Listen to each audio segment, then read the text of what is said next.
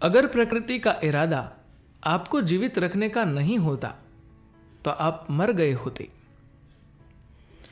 अब भी आप उन दवाओं के कारण जो आपने ली है या हेल्थ चेकअप और अपने अस्पताल की सलाह के कारण जीवित नहीं है, बल्कि इसलिए जीवित है क्योंकि प्रकृति अभी आपको जीवित रखना चाहती है। आप दवाओं के कारण नहीं, जीवन की प्रक्रिया के कारण जीवित है।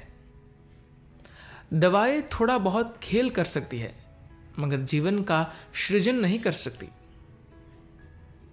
आपका शरीर भी अंदर से ही बना है।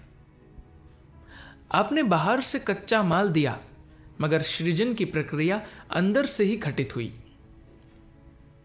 इसका मतलब है कि सृजन का स्रोत या शरीर का निर्माता आपके अंदर ही है। बाहर से सेहत को ठीक करने की कोशिश करना बहुत मेहनत वाली प्रक्रिया है। अगर आप अपने अंतरतम तक पहुंच सकते हैं तो अच्छी सेहत एक कुदरती चीज होगी। यह सोचना कि इसे बाहर से संभाला जा सकता है एक गलत धारणा है।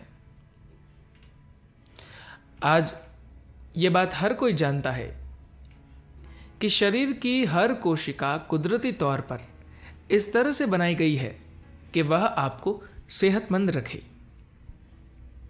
अगर उसका काम कुदरती तौर पर सेहत को बनाए रखना है तो वह आपके खिलाफ काम क्यों करेंगी?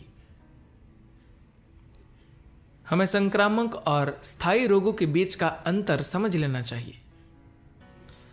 संक्रमण किसी बाहरी जीवाणु का आपके शरीर पर हमला है। ये एक युद्ध जैसी स्थिति होती है। उन्हें मारने के लिए आपको रासायनिक लड़ाई लड़नी पड़ती है, मगर धरती पर 70% से अधिक बीमारियां स्थायी है, या कहे आपके भीतर से आती है। इसका मतलब है कि आपका अपना शरीर, आपका अपना सिस्टम उस बीमारी को पैदा करता है। जिस सिस्टम में अपने अस्तित्व को बनाए रखने और जीवित रहने की तीव्र इच्छा हो, वह अपने ही खिलाफ कोई रोग क्यों पैदा करेगा? इसका मतलब है कि कहीं ना कहीं कुछ मूल तत्व बिगड़ गए हैं।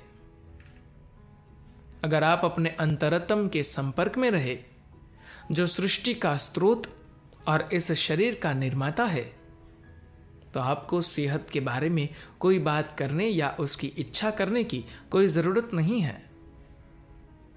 अगर आप इस सिस्टम को एक खास तरीके से रखते हैं तो सेहत कुदरती तौर पर पैदा होती है। धन्यवाद।